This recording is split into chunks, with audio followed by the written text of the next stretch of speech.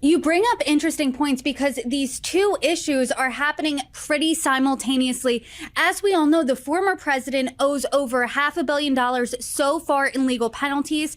As we saw with that special counsel report, possibly the most damning tidbit to come out of that is President Biden was described as a, quote, elderly man with a poor memory. What are the implications here for both Trump's issue and Biden's issue? Will any or both have any implications in the election in 8 months? I think they will have huge implications. Let me take Trump's first. I think that Trump's vulnerability really is if he's convicted of a crime as opposed to a civil penalty. And if he's forced to sell buildings or so forth at pennies on the dollars, I think there'll be a huge effect on the business climate in Manhattan, in New York. And I think there'll be a lot of sympathy for someone who looks like he's been politically prosecuted.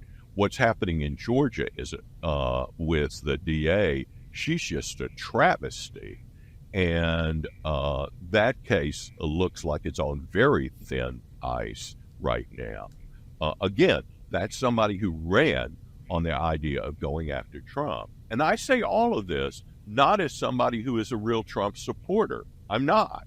I'm just trying to be an analyst of what's going on. Now, Biden's problem is quite different, it seems to me.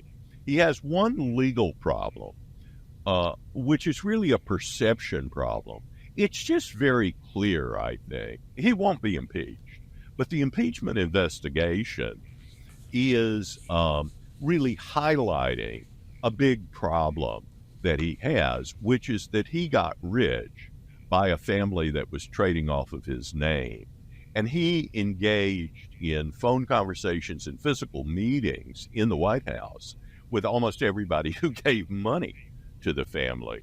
So whether he benefited directly or not, it's actually a crime if your family gained these kinds of benefits.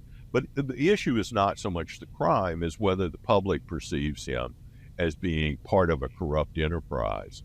I think the bigger problem is that he's got a vice president who the public really doesn't like and really doesn't want to be president.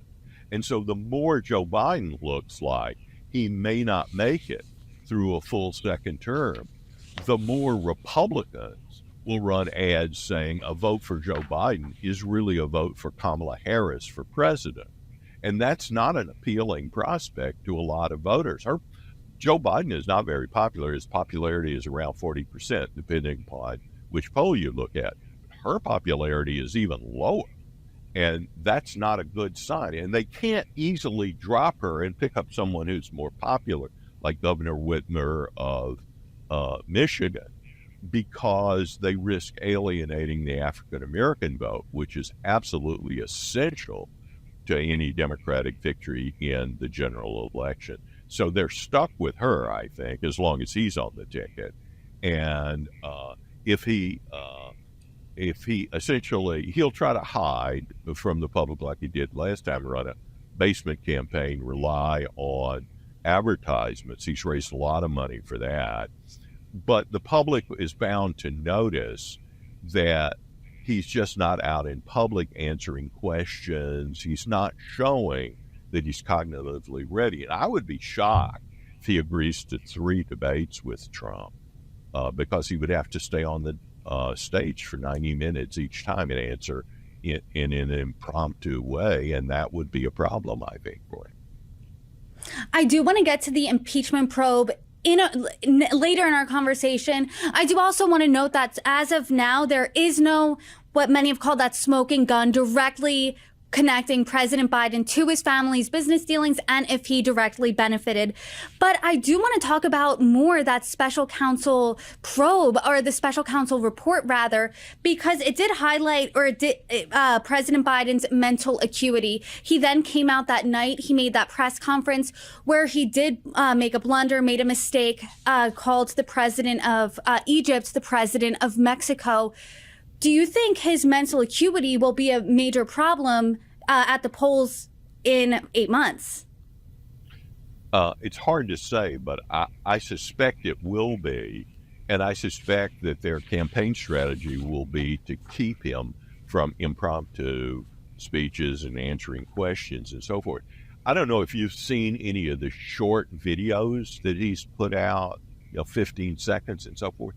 They're not a continuous shot like viewers are seeing you continuously. They're not seeing a shot cut every 5 seconds or 10 seconds. That's not true of even these short videos of Joe Biden.